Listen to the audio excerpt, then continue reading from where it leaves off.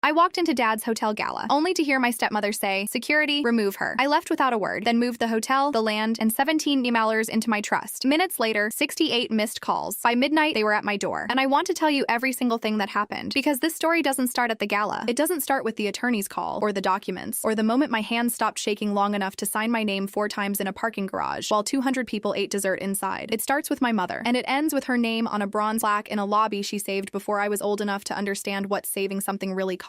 So pull up a chair, because this took me 30 years to live through, and I'm going to need more than a few minutes to tell it right. My mother's name was Joanna. I want to say that first, before anything else. Before the hotel, the trust, the lawyers, the phone calls, and the moment my stepmother smiled into a microphone and tried to have me removed from a building my mother's hands had saved. Before all of it, her name was Joanna, and she deserves to be named before anyone else in this story. She was an architect, specifically a historic preservation architect, which is a specialty most people don't fully understand until you explain it. She didn't design new buildings. She saved old ones. She looked at structures other people had written off, buildings with cracked foundations and ruined facades and roofs that had been letting in water for 20 years, and she figured out how to bring them back. Not the easy way either. Not strip everything out and install modern materials that looked vaguely period appropriate. She cared about authenticity. She cared about craft. She would fight a contractor for 3 hours over a single window frame if she thought he was about to replace original wood with composite. She had a saying I have thought about almost every day of my adult life: you can paint over anything, but you can't lie to the foundation. I didn't fully understand what she meant when she first said it. I was probably 8. We were standing in the entryway of an old building she was assessing, and she was running her hand along the wall the way she always did, feeling for something invisible. I asked her what she was looking for. She said, "I'm listening to what they're trying to hide." That sentence has followed me through every room I've walked into since. My mother found the hotel when I was 9 years old. She took me with her the first time she went to look at it, which was something she did often. She liked having me along on initial site visits. She said it helped her see the building fresh, through someone who didn't carry professional assumptions about what it should be. I remember the drive. Saturday morning, October. She was in work clothes, hair pulled back, one hand on the wheel and the other holding a coffee cup that had been empty for 20 minutes. She talked about the building the whole way there, what she'd read about it, what the city records showed, what the old photographs suggested. When we pulled up, I understood why she was excited. It was the kind of building that stops you even in terrible shape. 5 stories, stone facade, arched windows on the first floor, boarded up with plywood, but still clearly the work of someone who had cared deeply about what they were making. My mother parked and sat there for a full minute just looking at it. Then she said, "This one's going to be something." I believed her immediately, because she was always right about things like that. We went inside through a side entrance she'd gotten access to through the city. The lobby ceiling had partially collapsed in the northeast corner. Pigeons had established a permanent colony in the mezzanine. Every surface was covered in decades of grime, and the whole building smelled like rust and old water and something older, like the memory of what it had been was still in the air. My mother walked through it slowly. She brought a notebook and a flashlight. She took photographs. She touched everything: walls and floors and window frames and the remains of decorative plasterwork on what had once been a ballroom ceiling. She was in there for almost 3 hours. At one point, she came back to where I was sitting on the lobby floor, crouched down, and pointed up. "You see that?" she said. Even through the grime and the damage, you could see it. Elaborate plasterwork in a circular pattern, flowers and geometric shapes, still there after decades of water damage and neglect. "Somebody made that by hand," she said. "Every single piece of it, and it's still there." I asked if she could save it. She looked at it for a long moment. "That's the only option," she said. That building was called the Hargrove, built in 1908 as a premier waterfront hotel. For its first several decades, it had been exactly that, hosting dignitaries, hosting weddings, hosting the kind of events people dressed up for and talked about for years after. Then the city changed around it, cycles of disinvestment and redevelopment that left the Hargrove stranded and eventually half vacant. By the time my mother walked through it, the city had been trying to figure out what to do with it for years and getting nowhere. My mother knew what to do. She spent the next 3 years fighting to make it happen. First, she had to get the building landmarked, which was not simple. There were council members who wanted the site cleared for new development. There was a developer who had been trying to acquire the property for years. There were structural concerns from the preservation board that needed to be addressed with documentation and a full engineering assessment. My mother went to every single public meeting. She prepared presentations. She gathered historical records, old photographs, letters from the original construction. She made the case again and again that the Hargrove was not just an old building, but a piece of the city's actual history, and that demolishing it would be a loss that no new development could replace. She was told no 3 times. She kept going. On the 4th attempt, with a different council composition and a preservation board that had reviewed her full documentation, she got the landmark designation. Then she had to fund the actual restoration. Historic preservation done correctly is extremely expensive. She put together a financing structure involving historic tax credits, a low-interest city loan, and a private investment partnership that took the better part of a year to assemble. My father was part of that investment partnership. He had money and connections and genuinely seemed to believe in what she was doing. He was charming and well-networked, and he showed up to dinners and shook the right hands. The work was hers. Every blueprint, every negotiation, every call about what to restore and what to release. They got married when I was 10. The restoration was halfway done. My mother walked me through it every few weeks weeks to show me the progress. She had a ritual where she would take me to whatever area had been most recently completed and make me stand still in the middle of it and just look. She said most people walked through restored spaces too fast. She wanted me to learn to really see, to notice the details nobody else was going to point out. So I would stand in the middle of a newly restored corridor or ballroom and she would guide my eyes, the crown molding, the floor pattern, the way light came through the restored windows differently than it had through the plywood, the way a room breathes when it's whole. I was 12 years old when she died. A stroke. Sudden, massive, completely without warning. She was at the site. She had been arguing with a contractor that morning about the correct finish for the restored bar counter in the hotel restaurant. She had been right. The contractor had been wrong. And she had been in the middle of explaining exactly why when she stopped mid-sentence and sat down on the floor. She was gone before the ambulance arrived. I found out at school. My father picked me up personally. I knew something was wrong before he said a word. He told me in the car, held my hand the whole time, and cried too. That was the last time I remember him being fully present with me in my grief. The restoration finished without her. The project manager she had trained, a woman named Patricia who had worked with my mother for 6 years, oversaw the final months. She tried to honor every decision my mother had already made. She succeeded mostly, but my mother wasn't there to see it. My father was. And at the opening gala, the first of many he would hold in that building, he stood at the podium and talked about vision and commitment and the years of work it had taken to bring this landmark back to life. He did not say my mother's name. My stepmother came into our lives 11 months after my mother died. I want to be careful here, because I'm not going to tell this the way I used to tell it, which was with a lot of heat and not a lot of precision. She was a widow herself. She had a son from her first marriage, 2 years older than me. She was composed and seemed genuinely kind in those early months. I was 12, almost 13, in the deepest grief of my life, not in a position to assess anyone clearly. My father needed things I couldn't give him. I understand that now in a way I couldn't then, but understanding something doesn't mean it didn't hurt. The first thing that changed was small. My stepmother came over for dinner and said the house felt a little dark. Could she open a few more windows? My father said of course. My mother had liked low light in the evenings. She said it was easier on the eyes after a full day of reading blueprints under fluorescent lights. The house had always looked a particular way, warm and slightly dim and very much hers. After that first dinner, it looked different. I know how that sounds. A child being oversensitive about window blinds. But when you are 12 and grieving, and the person who made your home feel like home is 6 months dead, a window being opened feels like the beginning of something. I was right that it was the beginning of something. My mother's things began to disappear in stages. Her framed blueprints from the hallway walls, her books from the living room shelves, her drafting table from the sunroom, her photographs, one by one, spaced out gradually enough that by the time I noticed how many were gone, they had already been gone long enough that making an issue of it seemed disproportionate. Her chair was reupholstered, then replaced. Her garden was dug up and turned into a patio. Her name stopped being said out loud in our house, not through any explicit rule, through omission. Through the way a room changes when a conversation is consistently redirected every time it approaches a certain subject. My stepmother never said anything cruel to me directly, at least not in those early years. She was polite. She attended my school events. She did the things that looked from the outside like a person trying to be a good step-parent. But I knew. Children always know. She had looked at my mother's place in this family and decided it was hers. Clearing out my mother was part of claiming it. My father was letting it happen because the alternative required a kind of courage he had decided not to have. My stepbrother made himself at home immediately. Within a year, he was in the family photos. Within 3, he was being introduced at industry events as the future of the company. I was introduced as Richard's daughter from his first marriage, sometimes just Richard's daughter. Once, when I was 17, my stepmother told a table of investors, "This is his other one." Nobody corrected her. My dad smiled like it was charming. At family events, my stepmother introduced my stepbrother with a hand on his shoulder, warm and proud. She talked about his future, his plans, his potential. She introduced me differently. I was the before, the previous chapter, the thing the story had moved past. My father's company evolved over the years into something larger. The success of the Hargrove gave him credibility he used to acquire other properties. By the time I was 20, the company had 9 hotels. My stepbrother joined after college and was given a title, an office, and a salary that had nothing to do with any demonstrated skill. He went to ribbon cuttings and investor dinners and learned to talk about hospitality the way some people learn to talk about wine, with enough fluency to sound informed and not enough depth to actually know anything. But he looked good in photos. He wore good suits. He smiled easily and gave the impression of someone who had been groomed for leadership. He had been. I went a different direction, studied structural engineering, then went back for a graduate degree in historic preservation. I loved the work because it was my mother's work, because every building I helped save felt like an answer to something she had started. I paid for my own education, built my own client list, worked on churches and libraries and old municipal buildings across 3 states. I was good at it. I got a reputation over time as someone who understood the work at a deeper level than most, which was true, because I had been learning it since I was 9 years old, standing in the ruins of a hotel, while my mother taught me how to listen to what a building was trying to tell you. I was not successful in the way my stepbrother was successful. No waterfront office, no impressive title, no company car. I had a modest apartment, a reliable truck, work boots with concrete dust on them, and a career I was genuinely proud of. In my father's world, that last part counted for nothing. Success was measured in appearances, and I did not appear successful in any way he could use. My stepmother called what I did playing with old buildings, pleasantly, the way you'd describe a hobby. She never once asked me a genuine question about my work in 18 years of family dinners. My stepbrother found it funny. At Thanksgiving when I was 27, he made a joke about how I worked with my hands, like it was a charming defect in someone who could have had a desk and a title. The table laughed. My father smiled weakly and looked at his plate. That look. I saw it so many times over so many years. The small, apologetic withdrawal from every moment that required him to defend me. He was never cruel. He was just consistently, quietly absent at every moment that counted. The Hargrove was the worst of it. Every public mention of that hotel described it as my father's achievement, his vision, his commitment, the restoration he had championed. My mother's name appeared nowhere. Not in company brochures, not in the hotel's own presented history, not in the framed certificates in the lobby, not in the commemorative booklet from the 25th anniversary, not in one speech, one interview, one press release. The woman who had found the building, who had spent 3 years getting it landmarked, who had assembled the financing, who had supervised every decision of the restoration, who had died on site arguing about the correct finish for a bar counter. Gone, completely. I spent years telling myself I was handling this better than I was. I went to the required events. I sat through the required dinners. I gave the performance of a person who had made peace with things she had not actually made peace with. I told myself the truth didn't need to be said out loud to be real. I told myself the building itself was a testament. I was half right. The building was a testament, but it needed her name, and letting them keep erasing it wasn't dignity, it was surrender. I just didn't know yet what the alternative looked like. 3 weeks before my father's 60th birthday gala, I got a voicemail from a woman named Carol Voss. I didn't recognize the name. The message was brief and professional. She said she represented a legal matter related to my mother's estate and would appreciate a callback. I let it sit for 6 days. Then I listened to it again while sitting in my truck outside a church I was assessing, eating lunch. A legal matter related to my mother's estate. My mother had died 20 years ago. Her estate had been handled by my father. There had been nothing left to me directly that I was aware of. I called back. Carol answered on the second ring, calm and precise, the kind of voice that comes from decades of delivering complicated information to people who didn't know it was coming. She told me she had represented my mother beginning about 8 months before her death. My mother had come to her specifically to establish a legal structure for certain assets without involving my father or his attorneys. Then she told me what those assets were. My mother had formed a holding company, named after herself quietly, using her maiden name, which meant no one who wasn't looking for it would have connected it to her. She had transferred into this company the land beneath the Hargrove Hotel, the historic landmark covenant she had obtained, the original architectural rights to the restoration, her drawings, her design documents, her specifications, the preservation easement she had negotiated with the city, not the hotel as a business, not the furniture or the brand or the operating revenue, the ground, the structure, the rights to the thing itself. My father's company operated the hotel on a lease that ran through this holding company. He knew about it. He had signed an acknowledgement. Carol had his signature on record. He had known for 20 years. The holding company had a specific provision. On my 30th birthday, controlling ownership transferred to me. My mother had written this specifically, had named me specifically, had made sure the transfer was automatic and required no action from my father and could not be contested by him. My 30th birthday had been 11 days ago. My father had texted me that morning, "Happy birthday, kiddo." I had texted back, "Thank you, Dad." 2 words. That was it. I sat in my truck for a long time after I hung up with Carol. I thought about my mother standing in that ruined lobby with her flashlight, running her hand along the walls and listening for what they were hiding. I thought about her saying, "You can paint over anything, but you can't lie to the foundation." I thought about every gala my father had held in that building, every speech about vision and legacy, every interview my stepbrother had given about the company's founding without mentioning the woman who had actually founded it. They had been operating for 20 years on ground that belonged to her, and now it belonged to me. I called Carol back the same afternoon. I told her I wasn't ready to do anything yet. I wanted to think. She said she understood. She also told me one more thing. My stepmother had recently been in contact with a different law firm regarding a potential transfer of company assets to my stepbrother. The attorney consulted had reached out to Carol's office under the assumption that the Hargrove property was fully owned by my father's company. He had been corrected, so they knew there was a complication. They didn't know the full scope yet, but they knew something was not as clean as they had assumed. I thanked Carol and told her I'd be in touch. A week before the gala, I drove to my father's house. I had been turning over every option since Carol's call. There was a version where I never said anything, where I let the knowledge sit and used it as private ballast against the weight of everything I'd been swallowing for 20 years. There was a version where I went directly to Carol, started the legal process, and let my father find out through formal channels. And there was the version I kept returning to, the only one that left room for something I still stupidly wanted. I wanted my father to choose me, not because he was forced to, not because a legal document had left him no option, not because his hand was held to the fire. I wanted him to look at me and see me and make a choice. So I drove to his house with a letter I had written and rewritten 4 times. I had kept it short. I didn't mention Carol or the holding company or what I'd found out. I talked about my mother, about the hotel, about the fact that her name had never been spoken at any of the galas held in the building she had saved, about how his birthday seemed like a moment when something could change. I asked him to say her name at the gala, out loud, in front of people. That was the entire request. He read it at the kitchen table while I sat across from him. My stepmother was on the phone in another room. He read it once. Then he folded it and put it on the table and looked at me with the expression I had come to know over over years of moments like this. The expression of a man who was genuinely moved and genuinely afraid, and who would always eventually choose the side of fear. He said he thought about her all the time. I said I knew. That wasn't the point. The point was saying it out loud where other people could hear. He said it was complicated. The gala had a specific program already planned. Celeste had put a lot of work into the event. Changing things this late would cause problems. He said he would think about it. I drove home knowing exactly what that meant. It was the same no it had always been, delivered through delay and deflection so he never had to say the actual word, but I had given him the chance. I needed to have done that. I needed to know, when everything that came next happened, that I had given him one more opportunity to choose differently. He hadn't taken it. That was on him. The night of the gala, I got dressed more carefully than I had for any event in years. Black dress, simple and fitted, the kind that doesn't perform anything but doesn't disappear either. My mother's pearl earrings, low heels, hair back. I looked at myself in the mirror for a while before I left. I was not going there to cause a scene. I want to be clear about that because what happened later might make it seem otherwise. I was going to give my father one final opportunity to do the simplest, decent thing a person can do, which is say the name of someone who deserved to be named. That was the whole plan. I brought the leather folder of documents with me, locked in the center console of my car. I was not planning to use them. They were there because Carol had advised me to have everything accessible, and because my mother had taught me to be prepared for a building to tell you something different than you expected. The Hargrove that night was exactly what it always was on gala nights, blazing with light and money and the particular beauty that comes from a building being fully itself. The arched windows my mother had bought for, the ironwork she had insisted on repairing rather than replacing, the lobby ceiling plasterwork I had watched her stabilize when I was 9 years old, still there, still perfect, still hers. 200 people, champagne, a string quartet, tables with centerpieces that probably cost more than my monthly rent. My name was not on the guest list. I had expected that. The event coordinator found a workaround. Family overflow, she said quietly, and handed me a small place card, and I thanked her and walked inside. I found a spot near the back where I could see the stage without being particularly visible from it. I got a glass of water from a passing tray. I watched. My stepbrother was working the room with the ease of someone who had been doing it since his early 20s. Handshakes and laughs and the kind of brief eye contact that makes people feel like the most important person in the room for 30 seconds. My stepmother was in a silver gown that caught every light. She moved through the event with the confidence of a woman who had spent 2 decades making herself indispensable. My father saw me at some point during cocktail hour. We made eye contact across the room. Something moved across his face, something I might have called hope once, but had learned to read more accurately as guilt wearing hope's expression. He didn't cross the room. My stepmother touched his arm once, lightly, and he stayed where he was. Dinner was served. The speeches began. My stepbrother spoke first. He talked about legacy and vision and carrying the family name into the next generation. He talked about expansion plans, new properties, new markets, the company's bright future. He did not say my mother's name. Then my stepmother took the microphone. I want to describe this carefully because I want you to understand what she did, the craft of it, the precision of it. She is genuinely talented at this particular thing. She can stand in front of a room and make people feel like they are watching something sincere. She talked about my father, about the man she had come to know 20 years ago, who had already experienced loss and was still standing, still building, still refusing to let grief reduce him. She talked about his commitment to this building, to this company, to this legacy. She talked about the Hargrove being more than a hotel, being a symbol of what was possible when you refuse to give up on something worth saving. She thanked the city council members who were present. She thanked the preservation board. She thanked investors, staff, and community partners. She thanked my stepbrother by name, called him the embodiment of everything they had built together. She did not say my mother's name, not once, not a passing reference. Not a this project had a long history before us. Not a we stand on the shoulders of people who came before. Nothing. Not one syllable acknowledging the woman whose work was literally in every surface of the room they were standing in. I put my water glass down on the nearest table. I started walking toward the stage, not running, not rushing, walking the way I walk onto a job site when I know what I'm looking for, steadily, with purpose. I saw my stepmother notice me when I was about 20 feet from the stage. I watched her face change, not dramatically. She was too controlled for that, but something shifted around her eyes. She leaned into the microphone. "Security," she said. "Please remove her." The room went quiet, the way rooms go quiet when something unexpected and socially violent has just happened in front of witnesses. She let the pause settle. Then she said, "Before she embarrasses this family any further," and 200 people turned and looked at me. I looked at my father. He was 3 steps from her, close enough to take the microphone, close enough to say, "That's my daughter, stop," close enough to make the only choice that mattered. He looked at me. Then he looked at his hands. 2 security guards reached me, professional, polite, doing their job. I looked at my father one last time. I wanted him to see my face clearly. I was not falling apart. I was not embarrassed. I was looking at him directly and he was looking at his hands. I said quietly enough that only the people nearest to me could hear, "I gave you every chance." Then I turned and walked out. Outside, the air hit me like cold water. I walked past the valet stand, past the clusters of guests who had stepped outside and were pretending very hard not to have noticed what happened. I walked to the parking garage, found my car, got in and closed the door. I sat there for 4 minutes. I counted them. I have done hard things in my professional life. Been on a scaffold 40 feet in the air in November rain arguing about load tolerances, delivered news to clients that their buildings could not be saved, held my composure in rooms full of people who were angry at me for telling them the truth. I have never done anything harder than sitting in that parking garage for 4 minutes without letting myself cry. Then I called Carol?" She answered on the first ring. I told her what had happened. Described it precisely. My stepmother, the microphone, the security guards, my father's hands. Carol was quiet for a moment. Then she said, "Are you ready to proceed?" I looked through the windshield at the upper floors of the Hargrove Hotel, lit up against the sky. My mother's work blazing with stolen light. "Yes," I said. "I'm ready." She had everything staged. 4 documents sent to my phone in sequence. First, the operating lease for the Hargrove was formally placed under review, with notice that continuation required renegotiation under new terms. Those terms were not negotiable. Full public attribution of my mother's role in the hotel's history. Retroactive correction of all marketing materials, brochures, and website content. A permanent endowment in her name to a preservation education fund at the city's historic trust. Second, the collateral my stepbrother had listed for 3 separate development loans, all tied to the Hargrove property, was flagged as disputed, and the relevant lenders were notified immediately. Third, a cease and desist letter to my father's company demanding that all promotional use of my mother's architectural work, design documents, and restoration records cease until proper attribution agreements were in place. Fourth, a formal request to the city's Historic Preservation Board to open a review of the attribution record for the Hargrove restoration, accompanied by Carol's full documentation of my mother's role and the history of the holding company structure. I signed all 4 in the parking garage while 200 people finished dessert inside. Then I sat there for 1 more minute just breathing. My mother had walked into a ruined building when I was 9 and seen something worth saving. She had spent the rest of her life, right up to the last morning of it, fighting to make that building whole. She hadn't just left me a building, she had left me a lesson and the tools to act on it and the patience to wait until I was old enough to understand both. You can paint over anything, but you can't lie to the foundation. I drove home, put my phone face down on the kitchen counter, made tea, the kind my mother had taught me to make, loose leaf in a strainer with just enough honey. I stood at the kitchen window and drank it slowly. My phone began vibrating at 11:03 p.m. At 11:14, it vibrated off the counter and hit the floor. I picked it up and looked at the screen. 68 missed calls. My stepmother, my stepbrother, my father, my stepmother again, my stepbrother, my father. Over and over. Messages flooding in faster than I could read them. "What have you done? Call me right now. This is not over. My loan officer just called. What did you do? Evelyn, please, we need to talk about this. You vindictive little girl." I read them all. Then I put the phone back on the counter and watched the screen light up over and over. For the first time in 20 years, they were trying to reach me. For the first time in 20 years, I was in no hurry to answer. At 12:08 a.m., my doorbell rang. I checked the camera. I already knew who it was. My father, still in his tuxedo, bow tie hanging loose, looking older than I had ever seen him look. My stepmother beside him in the silver gown, but the gown had lost something in the last 2 hours. Her lipstick was nearly gone. Her hair had come partially loose. She looked like a woman who had been polished and perfect 4 hours ago, and had since been standing inside the slow collapse of something she had spent 20 years building. My stepbrother behind them, gripping his phone so tightly his knuckles had gone white. I let them wait 45 seconds. Then I opened the door. My stepmother pushed inside first. She had done this her whole life, moved into spaces and rearranged them, moved into rooms and claimed them. She was talking before she was fully through the doorway. "What have you done to this family?" she said. I held up one hand. "My apartment," I said. "My rules. You lower your voice or you leave." She stopped. I think it was the first time in 20 years that I had said anything to her in a tone she couldn't dismiss. I had the documents on the coffee table, the leather folder organized in the order I wanted to walk through them. My stepmother pointed at the folder. She said I had stolen from this family. I said no. I said I had inherited from my mother. I walked them through it piece by piece. The holding company, the land, the landmark covenant, the architectural rights, the operating lease structure. I placed each document on the table in sequence, explained each one in plain language, and watched their faces as they understood what they were looking at. My stepbrother picked up the deed structure and read it, fast, then slowly. "Your loan collateral," I told him, "was not collateral you controlled. The lenders have already been notified." My stepmother turned to my father. "Tell her this is wrong," she said. "Tell her it doesn't mean what she thinks it means." My father was looking at the signature page, his own name, 20 years old, acknowledging the structure my mother had built around him. He had known. He had known when the blueprints came down from the hallway walls. He had known at every gala, every speech, every year that passed without her name being spoken in the building she had saved. He had not forgotten. He had chosen silence every single time for 20 years. I told him that, quietly, the way you say something you have known for a long time and finally decided to stop keeping to yourself. His face did something complicated. Grief and guilt have specific looks when they combine, and there is no performance in them. What I saw on my father's face in that moment was not performance. My stepmother stepped toward me. All the warmth she used for public appearances was gone. Her voice had dropped and gone cold. "Your mother is dead," she said. "None of this changes that." The room went still. I looked at her for a long moment. "I know," I said, "and somehow she still built something that protected me better than you ever let my living father do." My stepbrother said I had destroyed everything. I removed the lie holding it up, I said. "There's a difference." My stepmother looked at my father, at the documents, at me, and then she said the truest thing she had ever said to me in 20 years. "You were never supposed to matter this much." I nodded slowly. "I know," I said. "That was always the mistake. I'm not going to give you a clean ending, because there isn't one yet, and I think you deserve the truth about that. Here is what I can tell you. The operating lease renegotiation is underway. My father's company has 30 days to respond to the new terms. Carol tells me they will comply. The alternative is losing the right to operate the hotel entirely, and they know it. My stepbrother's expansion loans are in limbo. 2 of the 3 lenders have paused disbursements pending clarification of the collateral situation. The third has requested a full structural review of the deal. Carol tells me this process will take months. The city's Historic Preservation Board received the formal review request last week, along with documentation of my mother's role, Carol's records of the holding company structure, and testimony from Patricia, the project manager who had worked with my mother for 6 years and agreed immediately when I contacted her. She said she'd been waiting for this conversation for a long time. The board is reviewing it. My father called me 3 days after the night they came to my door. Not a text. An actual call. I let it ring twice before I answered. He talked for a long time. He apologized. He tried to explain. He used the word complicated several times, which is the word people use when they mean I made a choice that benefited me, and I would prefer to frame it as though I didn't have one. I listened to all of it without interrupting. Then I asked him one question. Why didn't you say her name? Not at the gala. Not at any gala. Not in 20 years of standing in that building and talking about vision and legacy, and never once saying the name of the woman who had made all of it real. He was quiet for a long time. Then he said, because Celeste asked me not to. That was it. That was the whole answer. 20 years. My mother's name erased from the building she saved, from the company built on her work, from the history of her own accomplishment, because his wife had asked him not to. I told him I needed time. I told him I wasn't sure what the path forward between us looked like, and I wasn't going to pretend I did. I told him I wasn't disappearing. I told him that if he wanted to start somewhere, he could start by saying her name. Out loud. In public. In the building she saved. He said he would. I don't know yet if he will. I have spent 30 years hoping my father would choose better and being disappointed, and I am not going to perform certainty I don't have. What I know is this. My mother walked into a ruined building before I was old enough to understand what she was doing and saw something worth saving. She spent years making it whole. She knew, in the way people who have been paying attention know things, that beauty is not accidental, and that what lasts is what is built correctly, on a foundation that can hold the weight of it. She also knew, I think, that the people around her might not protect her work after she was gone. She knew what my father was. She knew what was likely to happen. And so she did what she had always done when faced with a structure that needed to survive something it hadn't been designed to survive. She built something underneath it. Paper and ink and a holding company with her name on it, and a provision that said, when my daughter is old enough, this belongs to her. She could not leave me a long goodbye. She could not leave me the years of conversations we should have had. She could not be there at every moment I needed her. And there were so many moments, but she left me the ground. And when I finally had the ground, I used it the way she taught me. Not to destroy, to tell the truth. The Hargrove Hotel is still standing. It will keep standing. My mother made sure of that long before anyone else understood what she was doing. Her name is going to be on that building. She saw it first. She saved it. She built it into something that lasted, and she is going to get the credit for it. That's not revenge. That's the foundation finally telling the truth.